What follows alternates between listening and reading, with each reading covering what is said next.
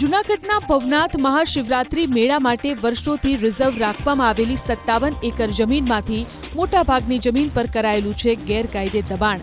આ હકીકત સામે આવતા ખળભળાટ મચી ગયો। પરિસ્થિતિ એવી છે કે હવે મેળાનું આયોજન માત્ર બચેલી ખુલ્લી જમીન ઉપર જ કરવું ફરજિયાત બન્યું। આઝાદી બાદ ખાસ ઠરાવ કરી 57 એકર જમીન મહાશિવરાત્રી મેળા માટે રિઝર્વ રાખવામાં આવી હતી, પરંતુ આજે આ જમીન ખુલ્લી નથી રહી, જેના કારણે ઉતારા મંડળો અને અન્ય ક્ષેત્રોની વ્યવસ્થામાં ભારે મુશ્કેલી ઊભી થઈ છે। દર વર્ષે 15 લાખથી વધુ શ્રદ્ધાળુઓ આવતા હોય ત્યારે સલામતી અને સુવિધાનો પ્રશ્ન વધુ ગંભીર બન્યો છે। બીજી બાજુ પ્રશાસન તરફથી પ્રાંત અધિકારી ચરણસિંહ ગોહિલે સ્પષ્ટતા કરી કે હાલ મહાશિવરાત્રી મેળાની તૈયારીઓ સંતોષકારક રીતે ચાલી રહી છે।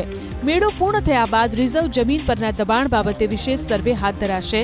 જ્યાં જરૂરી હશે ત્યાં કડક કાર્યવાહી અને બુલડોઝર એક્શન પણ લેવામાં આવશે। સવાલ એ છે કે મેળો પત્યા પછી દબાણ દૂર કરવાનો મતલબ શું છે?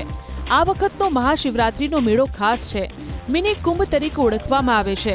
સરકાર પણ મહાશિવરાત્રીના મેળામાં પૂરતો રસ દાખવી રહી છે।